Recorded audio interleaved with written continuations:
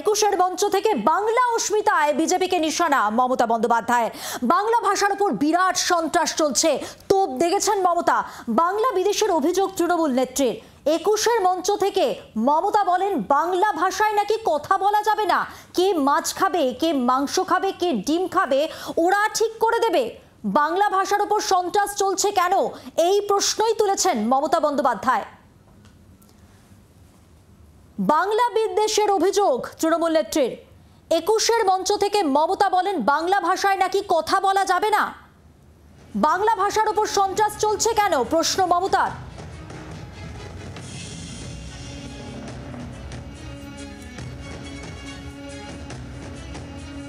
মমতা বন্দ্যোপাধ্যায় বলেছেন বাংলা ভাষার উপর বিরাট সন্ত্রাস চলছে, আগামী দিনে ভাষা আন্দোলনের ডাক দিয়েছেন আরো একবার।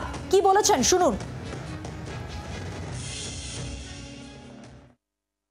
আমাদের 22 লক্ষ পরিযায়ী শ্রমিক যারা স্কিল ডেকে নিয়ে যান, তারা চলে আসলে আপনাদের কাজ চলবে না।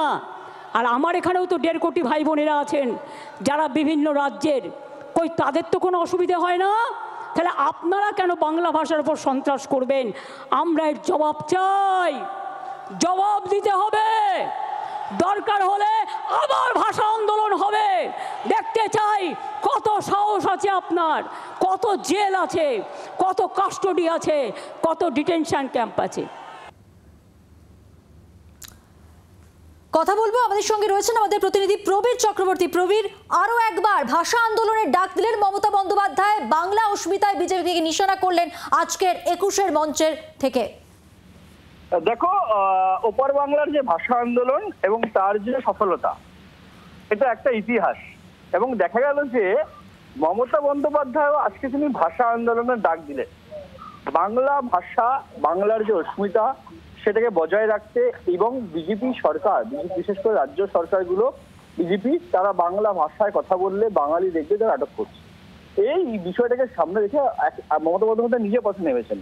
এবার বাংলা ভাষা দিবস হিসাবে কার্যত তিনি একটা আন্দোলন ঘোষণা করলেন যে আগামী 27শে জুলাই থেকে বাংলা ভাষা আন্দোলন সেই ভাষা আন্দোলন শুরু করবে তৃণমূল কংগ্রেস। 27শে জুলাই থেকে প্রতিটি শনিবার রবিবার প্রতিটি ব্লকে, টাউনে, জেলায় একদম নিয়ম নীতি ধরে একদম এই আন্দোলন হবে। স্বাভাবিকভাবেই 2026-এর বিধানসভা নির্বাচনে তৃণমূল নেত্রী মমতা বন্দ্যোপাধ্যায় আজকের মঞ্চ থেকেই, কার্যত 21-এর মঞ্চ থেকেই তিনি সুর বেঁধে দিলেন ভাষা আন্দোলনে, বাংলা ভাষার অস্মিতাকে বাঁচিয়ে রাখার দাবিতে। এবং আমরা জানি যে 21শে ফেব্রুয়ারি ভাষা আন্দোলন, আজকে 21শে জুলাই, সেই 21এই মঞ্চ থেকেই মমতা বন্দ্যোপাধ্যায় তিনি এই ভাষা আন্দোলনের সুর বেঁধে দিলেন। রাজনৈতিক মহল মনে করছেন যে 2026-এর বিধানসভা নির্বাচনে এটাই হতে চলেছে তৃণমূল কংগ্রেসের অন্যতম বড় ইস্যু।